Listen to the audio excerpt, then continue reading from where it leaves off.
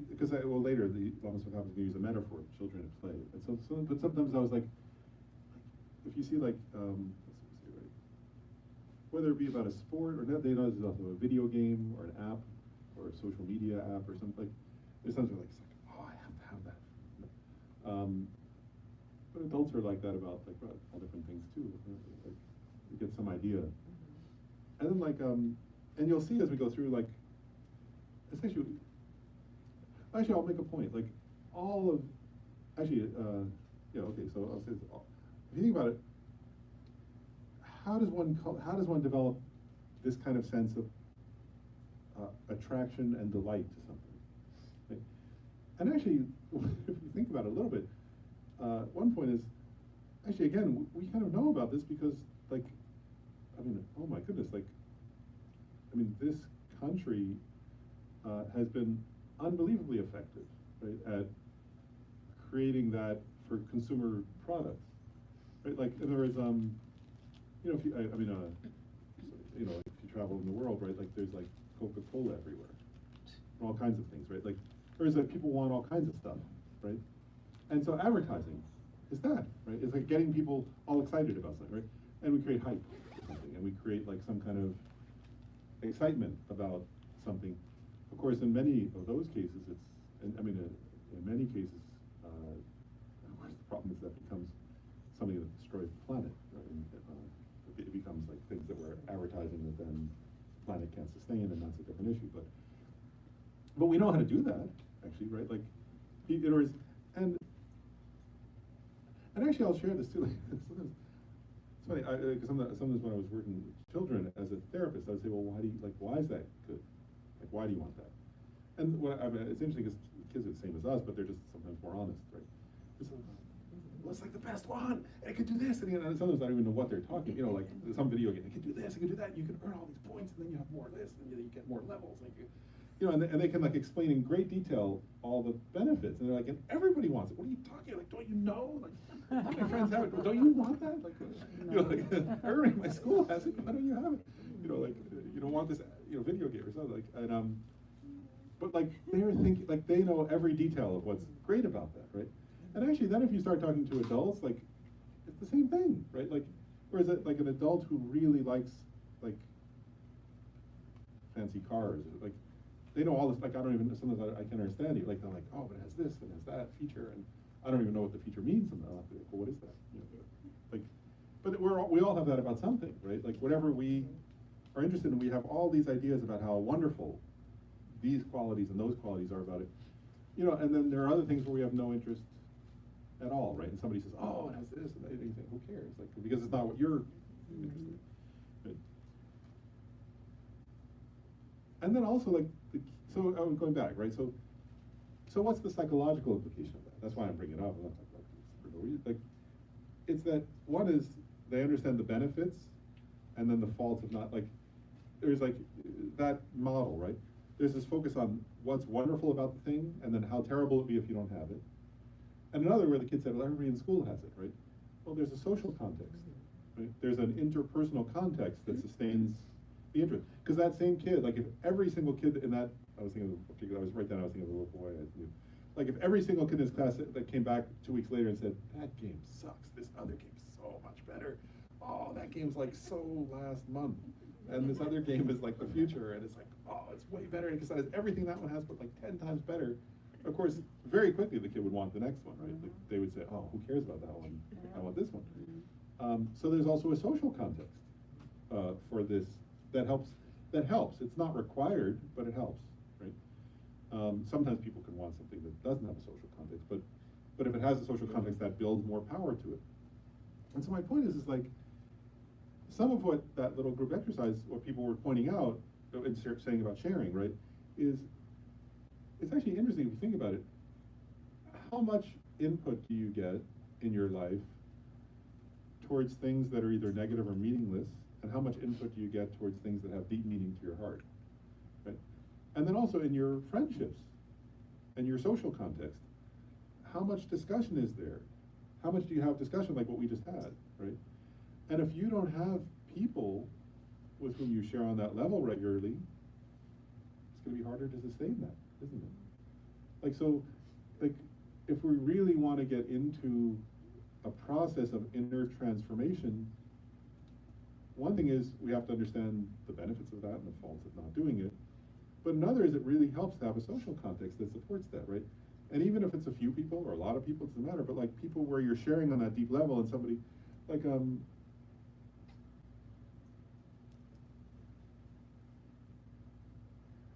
know, I mean, I was thinking of two different things at the same time, that's why I paused. Like, one was, Lamas Overture will often say that, like, he'll say, like, I always love it, he'll say, like, if somebody wins, like, a gold medal in the Olympics, or they win a Super Bowl, what was it, it's a ring or something, he says, that has no meaning at all. So what?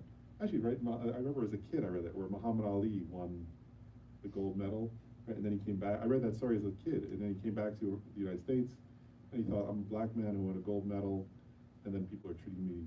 He went back, and then people were treating him a certain way, and he took the gold medal and he threw it in a lake or a river, I can't remember which, off a bridge. I think it must have been a river. He thought, I don't care about this, you know, because if I'm going to be treated that way after all that effort, it has no meaning to me anymore. But actually, he just understood what Lama Zopa was saying. That applies to all the gold medals, actually. He understood it in that moment, but Lama Zopa was saying, like a gold medal in and of itself doesn't have any intrinsic value at all. And then what Lama Zopa was saying was like, but a person who overcomes their own anger, right? Like he said, like that's where there should be a gold medal. The person who learns patience. The person who learns to shift from being selfish to being loving. Like there should be a parade for that. You know, not for a sporting event. But we don't have that in our culture much, right? And I was hearing, like, I'll share this too, like, I often have, for myself, that's part of how my own thing, I have a few close friends where I do that, and my closest friend, he lives in California, and oftentimes we'll talk on the phone, and yeah, I'll get so excited for him, I was like, wow, you were patient, like, you used to get really mad at your wife and like be a jerk, and now you were so patient and so kind, when she did this thing that you used to be really, you know, did this thing which is just part of who she is, and before you were this way, but now you're that way about it. Wow, that's like amazing. That's like your actual Dharma practice is like you're, you know, and like you're actually transforming. And you keep doing that, you'll be a Buddha in no time. You know? That's a genuine transformation. It's just, you know, that's the actual process of becoming enlightened. You know, you're doing it. Like, how cool is that? You know, and I think that would be a sort of joke or something, but actually people need that, right? Like, in other words, it's genuine. Actually, that's genuine feeling. It's like that's exciting because he's actually becoming a better human being, and a happier human being, and a more fulfilled human being. You know, and like, in all different ways, you know, like, whatever. So, but we all need that from each other. We need people where we share. I think it helps. That's what maybe not need, but it really helps if you have people where you're sharing genuine feedback in that way and getting some kind of genuine social context for what matters most. Because otherwise, it's hard to sustain it, right? If all the input you're getting is the opposite of that, it makes it harder. So, one advice I would, input I would give to think about is like, well, if you're trying to sustain that kind of sense of joy and a sense of inner transformation, to ask yourself the question, well, who gives me that? And who do I give that to? And who do I share that with? And then part of, if you're going to sustain joy as ever, part is gravitating more to those people, right? And actually there are many points about this that are said in the Tibetan Buddhist tradition. One is they say, if you take a white cloth and you hang it over the incense burner, like if you have a clear cotton cloth, you hang it over the incense burner, like above it, fluttering or something, over time it'll smell like incense. They said, but if you take an identical one and you hang it over, and of course in Asia, they're flush toilets, right? So they say if you hang it over the, what do you call it? The hole in the ground, it's going to smell like poop. And they say you're like that. That's the point. There is that who you let yourself be deeply influenced by transforms you, actually. And part of this is like, we sometimes have this idea, oh no, but I'm independent, or I'm self-made, or there are all these terms in our culture like that. But actually, the very nature of our being is interdependent and is dependent upon causes and conditions. So you can't help it. That's your nature. Like, in other words, it's just like, if you were to say, well, I'm gonna, I'm gonna eat very unhealthy things consistently, but I'm going to be healthy. You know, because I'm that kind of person. I can rise above it. Well, your body is not like it's your nature of your body, right? Mm-hmm. Well, in the same way, what you allow to influence your mind. So there are all kinds of things like that, right? Like, and actually, I'm going to go on like a little side about this, because if you want to have this kind of joyous effort, right? Like, I'm going to get into more about the formal teaching, but actually, this is all implied, I think, in this formal teaching, but it's not explicitly said. So I want to just point something out, right? If you think of it this way, so one is, if the people who you talk to are mostly encouraging things that are meaningless or negative, and you think, oh, but I'm going to take joy in the things that are meaningful, well, you're no different than that kid, right? Who, if the kids all said this other video game, you're the same, actually. We're all the same, to some extent. So one is, like the Tibetans would say, the Tibetan church would say, well, so hang your cloth, rather, over the incense knob. There's another story they give like that, where they said, like, it was a story of like two brothers, where one brother was very virtuous, and another brother had non-virtuous tendencies. There's a story in Tibet where, and then actually it was the virtuous brother started hanging out in the bar, and like the non-virtuous brother hung out with a group of meditators, I guess it was, or something. And then they didn't see each other for years. And by the time they came back, the one who had been virtuous was an alcoholic, and the one who had been non-virtuous was quite a gentle, sweet person, because they had spent years of doing those activities, and of course it changed their character. But if you're trying to program yourself, right, then part of programming yourself is you have to take responsibility, and part of that is being willing to say no. Like, and it's not rejecting the person as a person, right? Like if somebody has negative traits and encourages negative traits in you, that doesn't mean they're an evil person, or something, right? Like, but it's like, and actually, even if they're a good person, but they encourage negative traits in you, is to say, well, I have responsibility for my mind and my being, and so I'll spend less time with that person, and more time with this other. Then another one is this, what we take in, and we often think about that in terms of like, it's easier sometimes to recognize that, well, maybe not. It's sometimes easier with food. But what we take in terms of stories, and in terms of the news nowadays, news, and what we read, and what movies we go to, and all that. And I'm not trying to say like to be uptight or something. I'm just saying to check for yourself. Why am I doing that? And what is it encouraging me? Right? Because there are certain kinds of TV shows and story, where it encourages the negative. If you already have a negative trait, it encourages the negative traits in you. And I've had that experience myself. I know, like, there were times where I remember some years ago, I had gotten into a certain TV show, and then I realized, like, oh wow, like, I'm a worse person if I watch that TV. I'm slightly, that wasn't like I'm changing my whole, but like, I'm a slightly worse person the next day if I watch that TV show. Well, that's really stupid. Why in the world would I watch that TV show? That's not, I'm wasting my time. I'm wasting my time, and it's like, what a terrible idea, And then there are other activities where you do that and you expose yourself to a certain input, and it makes you more ennobled or something.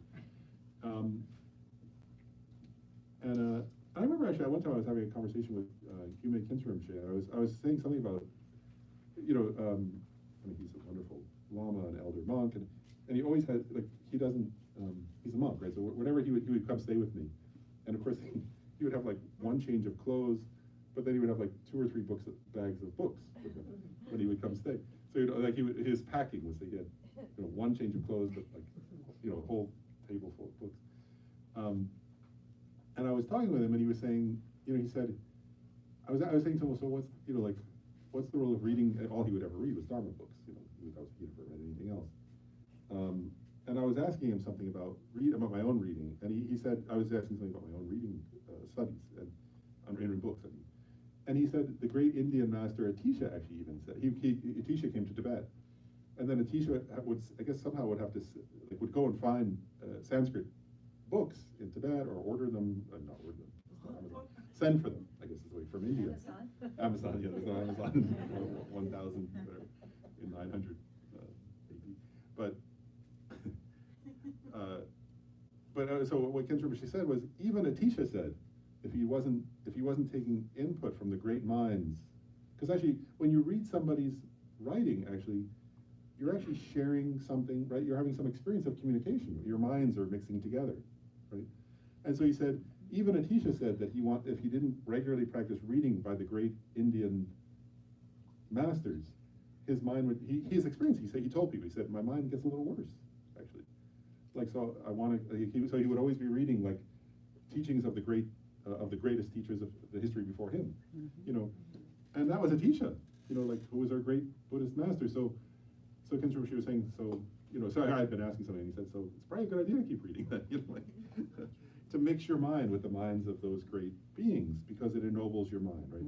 And I'll say, for me, one of my favorite genres of literature is, in Tibetan they call it namtar, which means complete liberation life story.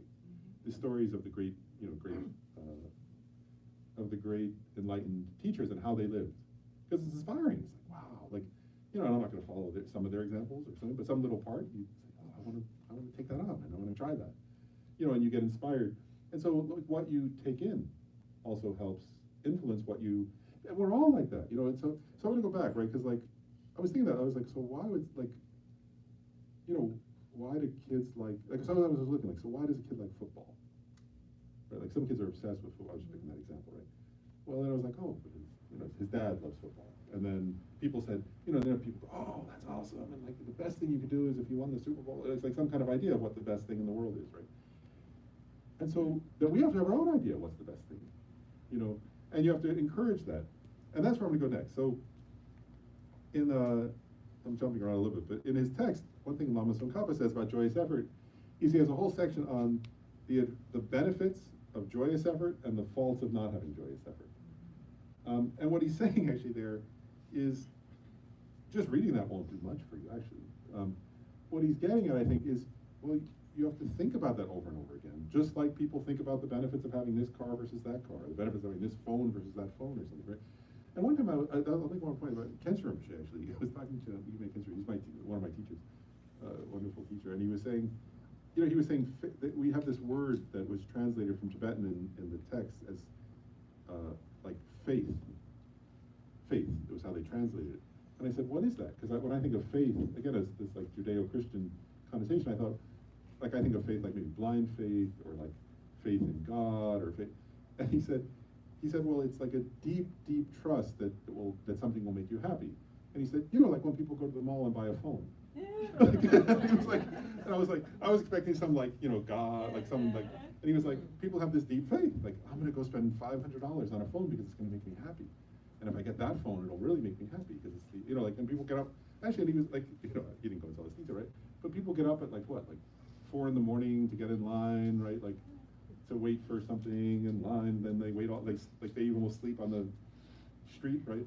To get a certain phone or something, because they want to get it first. Like, so he was saying, those people have incredible faith, you know, in the phone, that it will make them happy.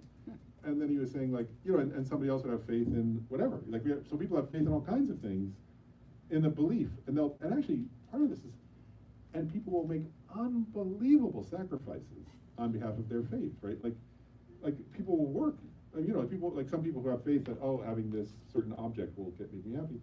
So then they'll put on, like, all kinds of extra hours in work, and they'll work 70 hours a week to get something to make themselves happy, right? That's faith, right? They have faith. And so, and actually people spend their whole life based on that faith. And of course, the problem is, from Buddhism would suggest, is none of those things work, right? Like, and actually we know that, right? Like, if you know, like, because if you wait in line and you get the phone, then of course then you have to call because the phone doesn't work, and then you have to wait. What's the one? Then you're on, like, the well, actually you can't even call. No, I'm joking. But anyway, you have all these problems that. Oh, but what Buddhist practice is saying is, the key is to have faith in something faith in a cause of happiness that actually leads to happiness. Does that make sense? And so what Lama Tsongkhapa here is pointing out is he's saying, so you have to contemplate, right? And what he's getting at is, you know, as I said earlier, if you have resistance. So I want to get into that now, because we all sometimes, or if we didn't have some resistance to change, then we would just change, right? And then it would be easy. But this process of what's sort of Dharma practice or inner transformation is not so easy. It doesn't just happen. It takes effort, hopefully joyous effort. Right? And so one part of that, and I'll go through Sokas. I'll go back to the text, but I'll do it just in a slightly different order. So one part is he goes through this thing about the benefits and the lack of benefits. And there what he says is this, he says, he's basically saying, you have to actually for yourself sit and contemplate and think, well, you know, because if you just think I should, that's not going to do much, is it? But if you start thinking like, wow, like, if I, and I guess we miss it, don't we? Like, if I change this one little thing, that's huge. We don't think that way, actually, right? Because that's the beginning point.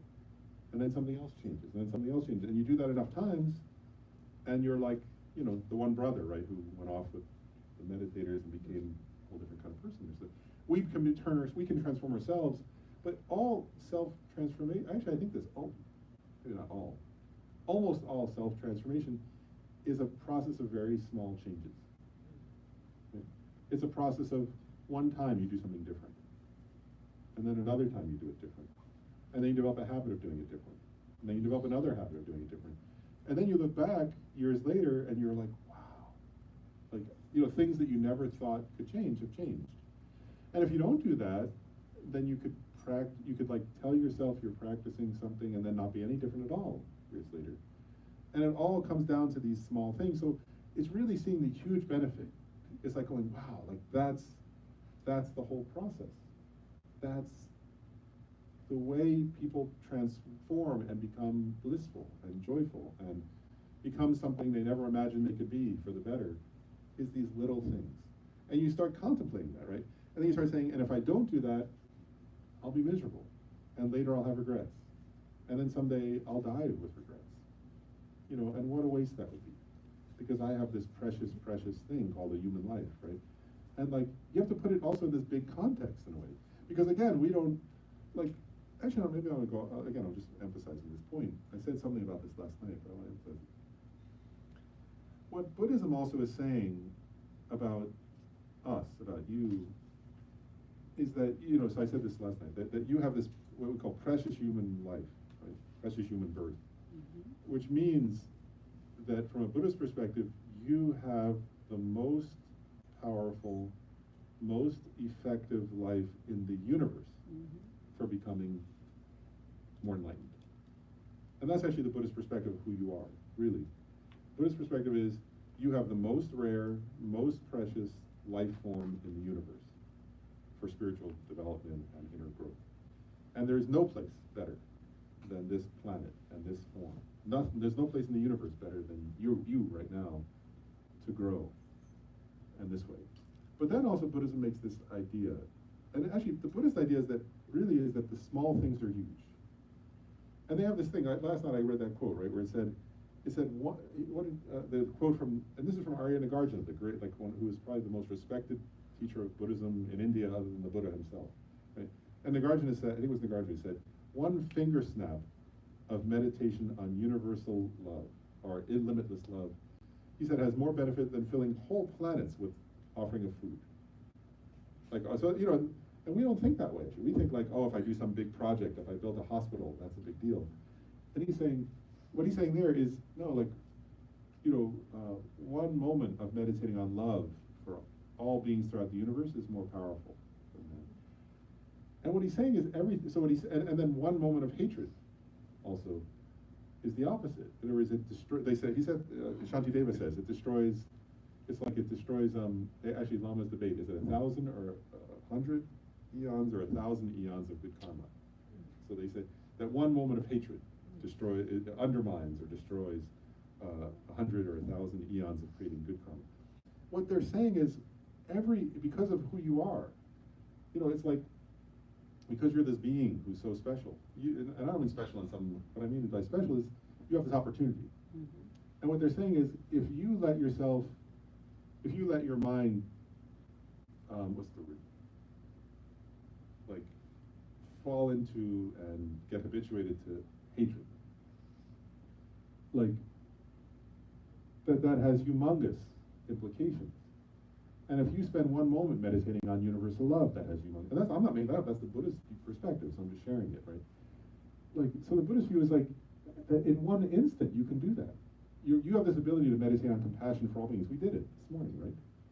And then, and you might say, well, mine wasn't so overwhelming or something. You know, I I didn't have overwhelming, but the only way anybody ever gets overwhelming compassion is they start where you are, right? Like, and then if you do it enough times, it becomes more and more and more, right? And each time you do that, you're developing a kind of spiritual gene, like you're like reprogramming your spiritual genetics. And eventually, if you do that enough times, it's like you've reprogrammed your entire spiritual genetics and you've become a bodhisattva. And then if you do it more and you reprogram, you become a Buddha. That's just the Buddhist perspective about who you are. So I'm going off a little tangent here. So that's part of cultivating joyous effort. Is we think actually what we do, I think oftentimes we're like nihilistic actually. You know, we think, oh, if I'm just sitting alone in my house, it doesn't matter. Like what I do has no significance whatsoever. Because actually we live in a kind of nihilistic, somewhat nihilistic culture, actually. Really, from a Buddhist perspective, actually, our culture is nihilistic. So we don't recognize that. Whereas, like Lama Zopa is always saying, 1 second of this life is it's more valuable than millions of dollars. So like you don't think that, actually, right? Like, if somebody said, would you spend, a few weeks of your time for $1 million doing something destructive? You might say, well, how destructive? That would probably be your answer. How destructive is? How destructive is it? A few weeks? The Buddhist perspective is every instant of your being, of your human life, is unbelievably, limitlessly precious, and that you can do amazing things with it. So part of the point here, what am I doing right now? Actually, I'm advertising. Right? Actually, that's what I'm doing. I'm actually advertising for living a meaningful life. That's what I'm doing. What I'm saying is like, and the problem is that we don't have that kind of input very much, right? But that's the input, right? And actually, I'll just share one more thought about this. Actually, it's actually true though. Like, and I'll make a point about it. Like, I often, sometimes I think of this example actually. Like, sometimes I'll just share a personal reflection. That's the Buddhist perspective. But sometimes I personally just think about this. I actually think of two different images. I think of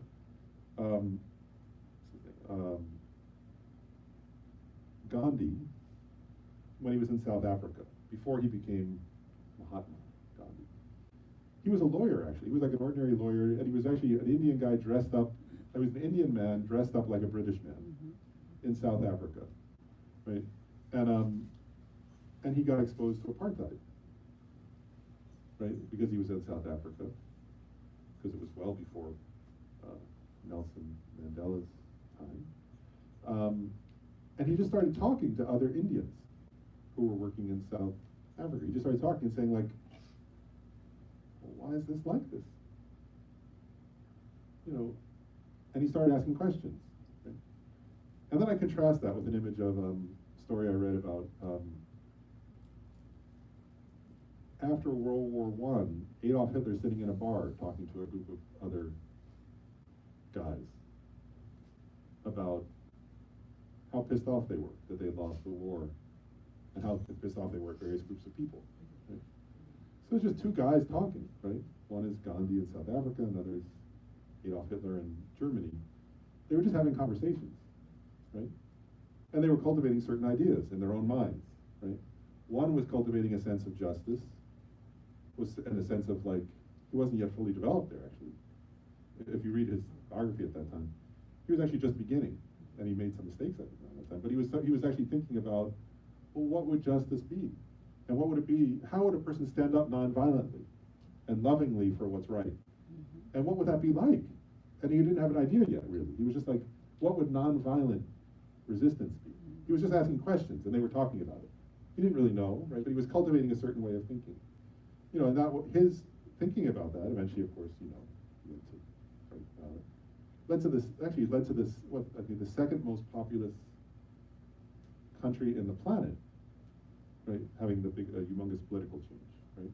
And then, of course, what the other things, right? So, I guess my point is like, and you're them. Does that make sense? That's what I'm suggesting. Right? You have a conversation with somebody, and what do you choose to talk about? And where does that lead, right? Who is the person, actually? Who is the other guy in the bar who Hitler was talking to?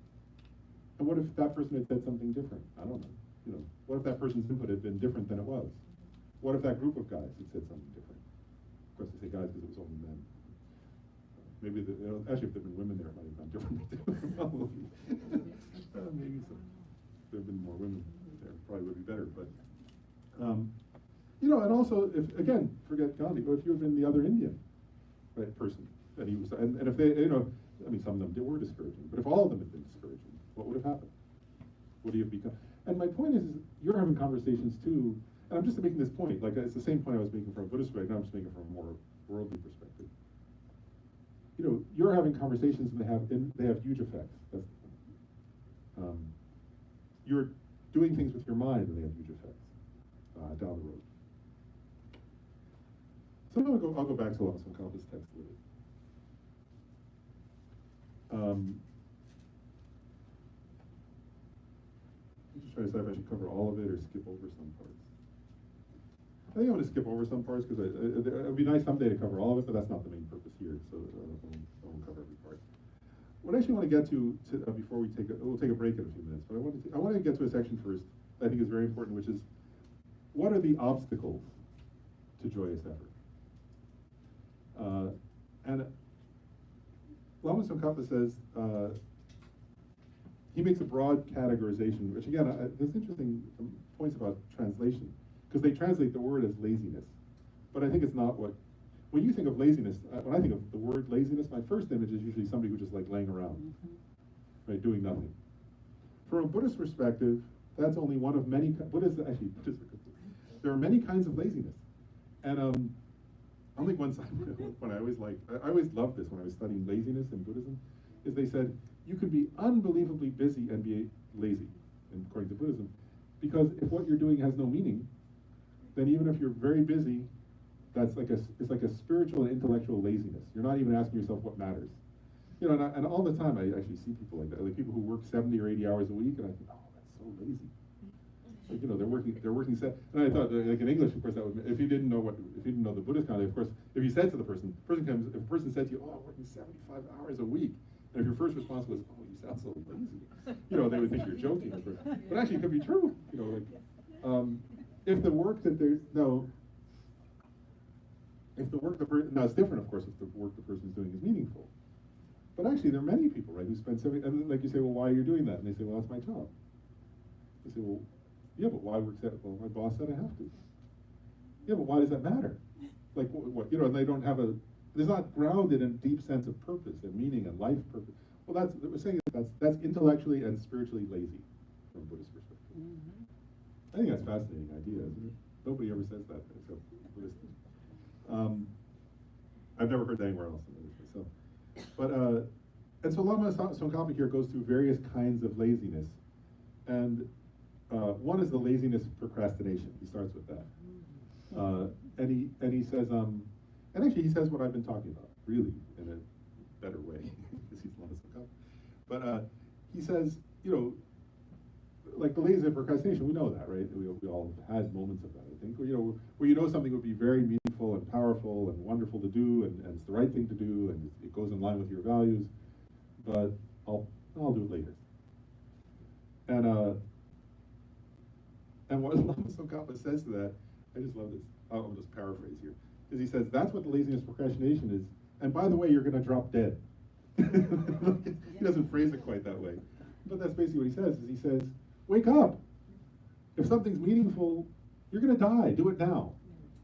And the most meaningful thing, do that first, and put off the other stuff till later, because you don't know when you're going to die. So hurry up and do what matters.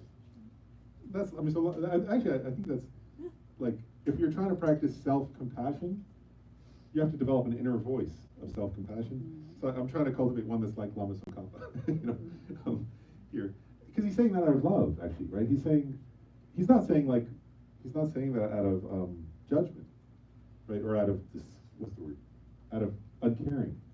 He's saying, if something is deep within your heart to do, if the thing that matters most to you, and that if someday, if you were to come to die and not have done it, you'll regret it, do it now. Don't wait. Nobody promised you you're going to live to any particular age. And that thing that's meaningful is what will give you joy, and everything else will give you less joy than that. So do the thing that's most meaningful. Do it now. If you're procrastinating, like, really remember. And actually, like, remember you're going to die, and also remember. I mean, just the other day I went to see an old friend, who's in the process of passing away. You know, and he can't speak, and he can't. And for me, that was also like sometimes death. I think like sometimes if I say I'm going to die, that works. And other times, something else works. I was looking at him and I thought, well, soon I may be like that. You know, he can't say a word. He can't move his body in a way where he wants to. You know, he can't think clearly anymore. He can't even control what he thinks anymore. I think it's like a dementia. It's part of recognition. And my point is like, so you think, well, I could be like that before long. What do I want to do before I'm like that? I don't know if I will be or not, but it could happen. Nobody can promise I won't be. Anybody who would promise that would be lying, right? So what do I want to do now? You know, and that's what, and Lama Tsongkhapa is saying, that's kindness to yourself, actually, right? Because if you do the thing now, the good news is, one is you're going to die. There's no question of that. But you'll be happier now. And if you're around next year, you'll be happier next year because you're already doing. In other words, if you live a long, healthy life, it'll be happier. If you die soon and you did what was meaningful, you'll have less regrets and be happier. If you live a medium amount of time and you did what's most meaningful too, you'll still be happier. So you win. You know. Whereas if you put it off, you're less happy now. If you have a long life, you're less happy. You know, if you come to die and you didn't do it, you'll have regret and so on. So it's your choice. Does that make sense? So he's saying with procrastination, that's his first. That's his first point. And then he says, and by the way, you know, this is the context I was saying about you have this life form, precious human rebirth, precious human life. He says, how does he phrase it? He says, it will be difficult to find such a support, such a circumstance again.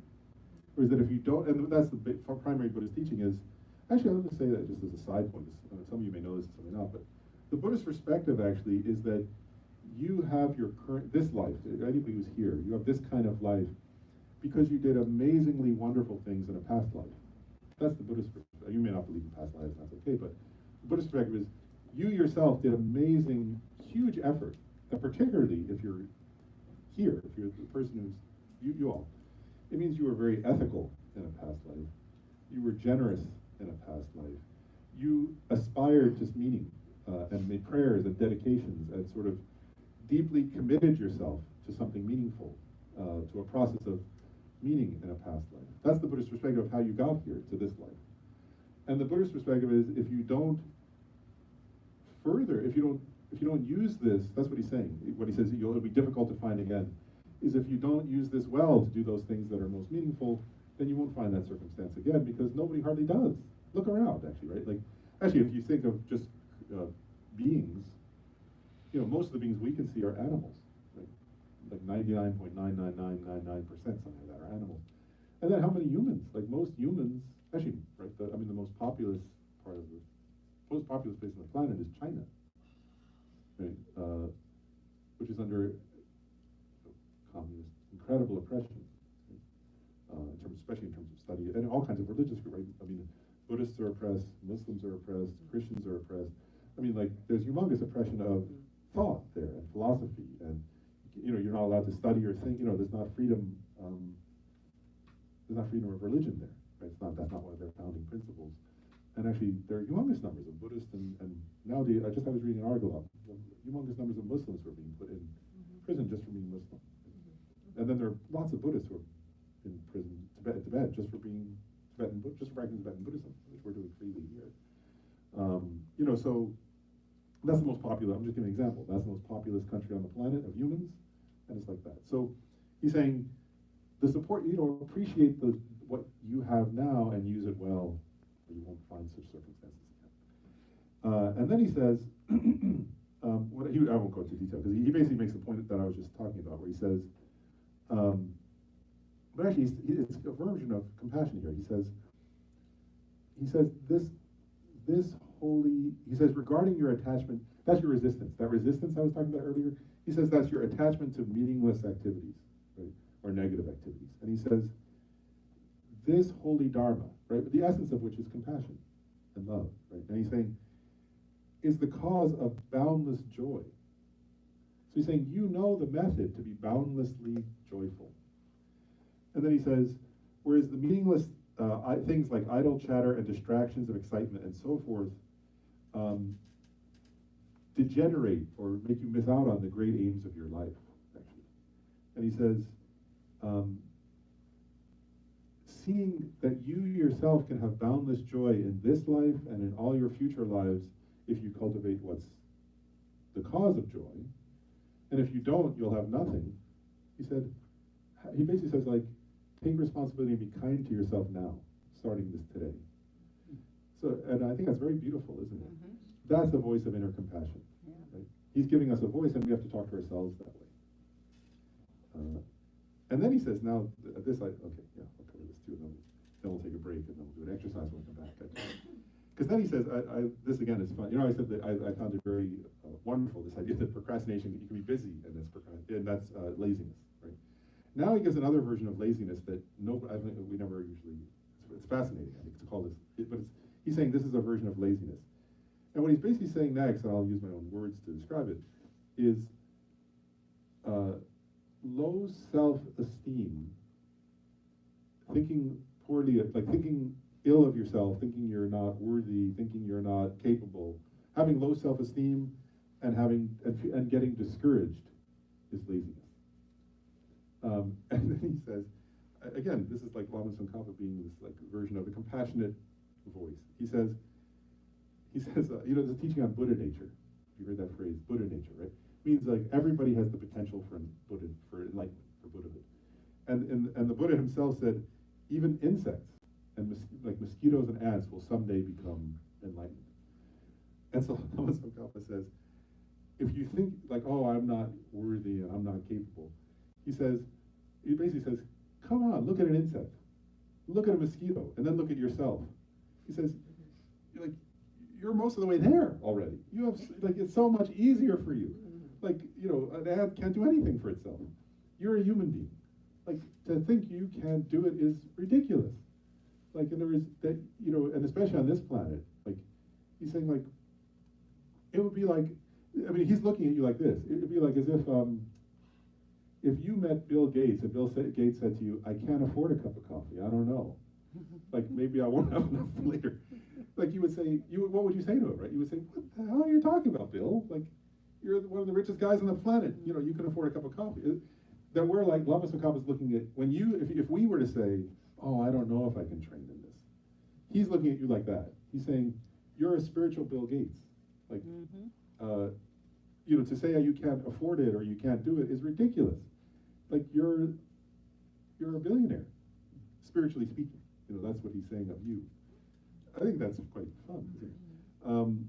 So he's saying here, but so he goes into detail. So the point being that if you think, like, so he's saying, and then he's saying, or if you think, oh, it's difficult, right? And then he's saying, and actually he goes into the whole thing. He says, well, you think it's difficult. He's saying, like, sometimes he makes a point here. He says, sometimes people think it's difficult because they look too far ahead and they compare themselves. Like, so if somebody were to look and say, well, I can't do what the Dalai Lama does, or what Mother Teresa does, or what, and then he's saying, like, that's spiritual laziness. What are you talking about? That has nothing to do with you.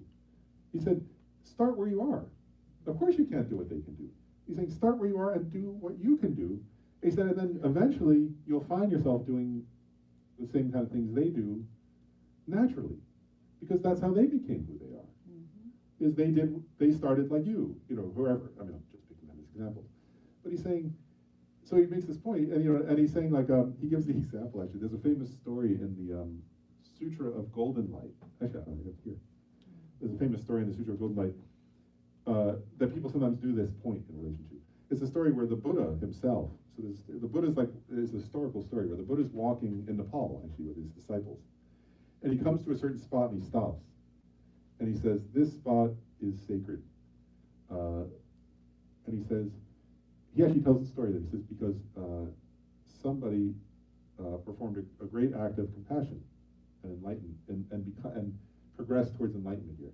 He says, and then he tells the story who that person, he tells the story, he says, there was a bodhisattva and he tells the whole story. There was a bodhisattva, and he had two brothers, and this bodhisattva saw a starving tigress, and with 5 cubs, and she was starving, and she couldn't hunt, and she was about to eat her own cubs. And that bodhisattva gave his body to the tigress. Famous story. He gave his body to the tigress and fed her, and therefore the cubs survived. And then eventually the Buddha says, and by the way, I was that bodhisattva in a past life, and that was part of my process of becoming a Buddha.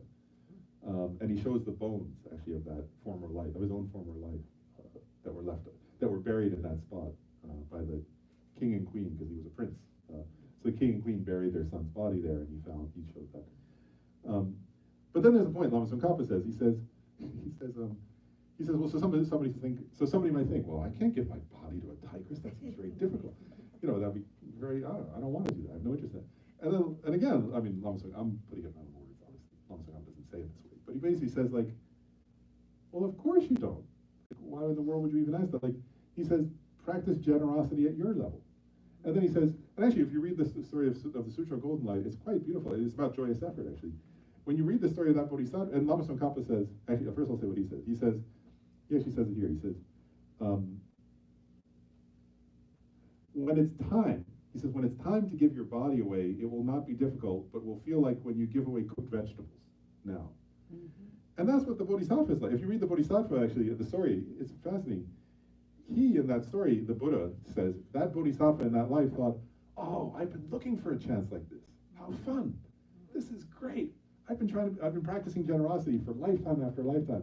And now I'm at the level where I can give away my body as if it's a cooked vegetable. But then it's hard to find a circumstance where somebody needs a body. And so he said, this is awesome. And he was quite happy. And actually they say, because he was on the first, actually the commentary on this is he was on the first bodhisattva bhumi. And bodhisattvas on the first bodhisattva level, bhumi, have seen emptiness directly. And they don't take rebirth in the way we do, and they don't relate to their bodies. They don't have an embodiment in the way we have an embodiment. They don't feel pain. They don't have suffering. I'm not sure if they have very subtle kinds of suffering, but they don't have the kind of suffering we have. And so for that bodhisattva, and also they control their rebirth process. So for somebody like that, that's not. So he's saying, so Lama Tsongkhapa is saying, well, don't compare yourself to that. Do it at the level you're at. And maybe I'll make one more comment on that, because to me that also relates to a topic, what is implied in what Lama Tsongkhapa is saying here, is, also an extreme example, isn't it? Like nobody here, nobody was planning on rushing out to an alligator and giving their body. I hope. There are tigers here, but hopefully nobody was planning on an alligator. But Lama Tsongkhapa is saying don't do that, right? But that's not, I guess, I want to make a broader point related. So one point is, there are 2 points here I want to make, and then we'll pause for the break. One is about self-esteem, right? And we'll get into that more after the break and exercise of that. But what Lama Tsongkhapa here is saying is, you have Buddha nature. You're this being with infinite potential. You're this being who can do amazing things and can like evolve yourself actually into something even more amazing. And that's the nature of who you are. Not just you all here. Right? That's one point. And then he's making another point here about this thing of the level. And I was using what he used, this extreme of the Bodhisattva from the Sutra of Golden. But part of what that implies is also knowing your own level. I'm not talking extreme now, but knowing your own level now. And that means actually practicing love and compassion, and at the same time having healthy boundaries, right? Because there is a person who doesn't have boundaries would be like the person who thinks they're supposed to give away their body when that's not the appropriate practice to them. But there are much more subtle levels of that, right? And I'll just make a brief point about that, right? Because part of the implication here about how do you sustain joyous effort is you be honest about who you are and where you're at on the path, on your own process, right? And if you, I'm going to say, if I'm going to use a boundary is implying a visual metaphor, actually, right? It is an inner boundary or sometimes a verbal boundary, but, if this is the level beyond which, if you did more than that, you would become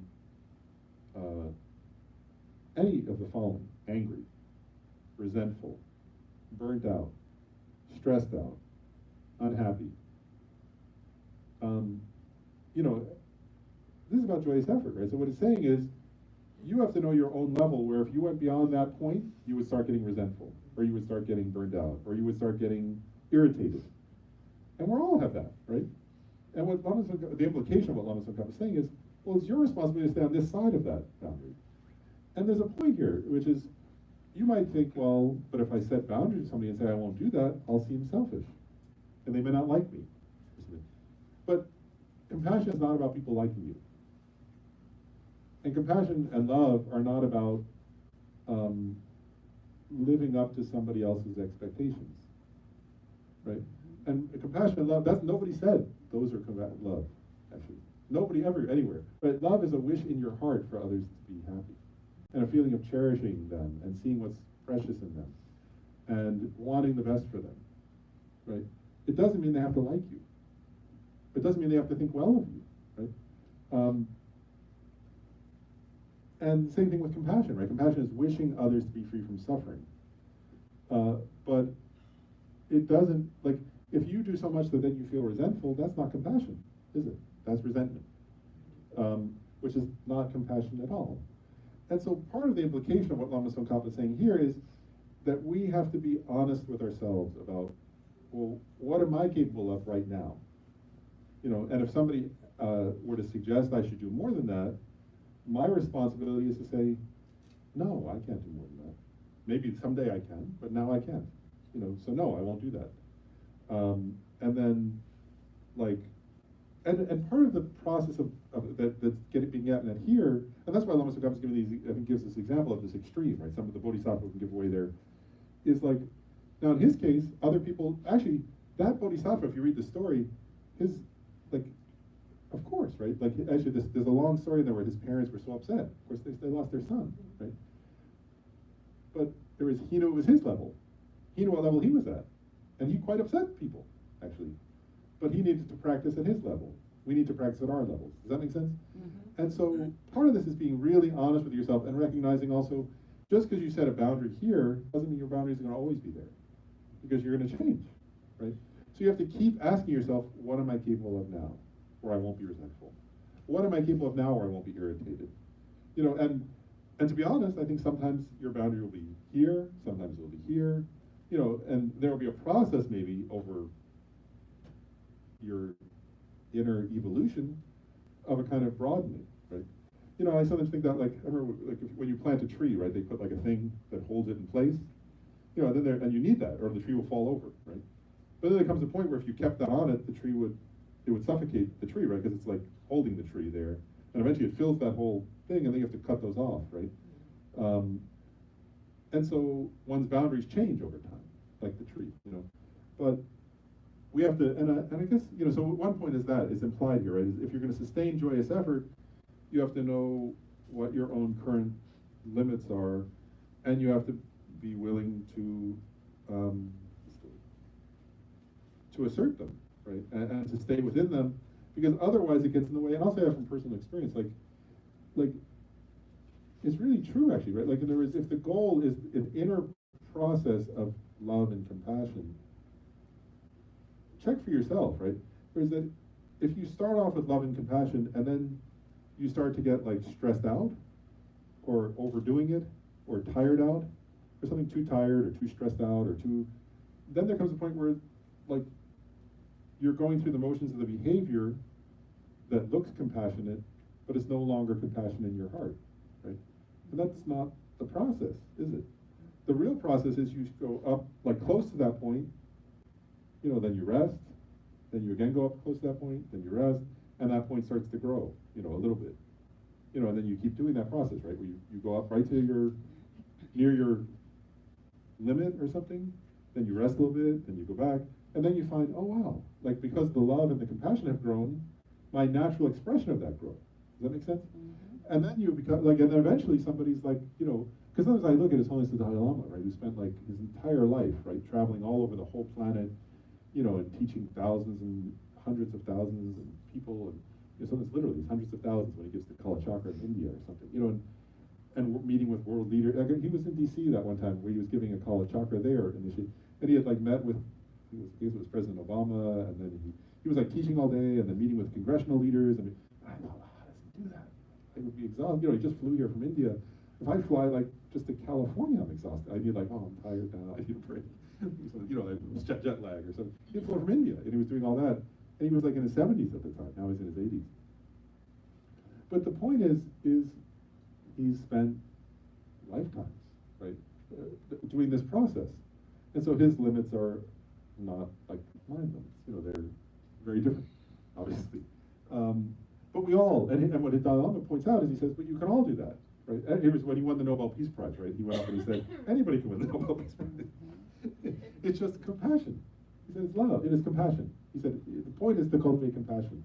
The Nobel Peace Prize, so what? Like, if it's an expression of compassion, though, and a commitment to nonviolence, that's what matters. And we can all commit to that. You know, that was his point. So I'm just saying, like, that's another point here, right? So it's this thing about self-image, self-esteem, and this thing about boundaries and how to push up against the boundaries without going past them. And we should probably take a break. So I'll ask you guys one question, though. I mean, there's a lot more we can cover, and there's actually more wonderful topics. But like, we could either go on to other topics, or we could do it. Actually, I have two different options, though. So before we go on to anything else, so we can go on to the next thing, or we can go back after the break and either do an exercise about self-esteem, or we could do it, or we could have a little more discussion and practice around boundaries, or we could do both of those and then move on to the next thing. Do people have a preference? Like, are people interested in that, or should I move on to the next topic, or do people want more on one of those two topics when we come back from the break? You mean when you say an exercise, what we did before? Let's see. Yeah, well, the one about boundaries would be more like that. The other one would be a little more internal, but then yeah, we still share a little bit with each other too. Yes. Yeah, so both would involve like talking to each other. And would people rather do it about the boundaries or about self-esteem? Would people have a preference on boundaries?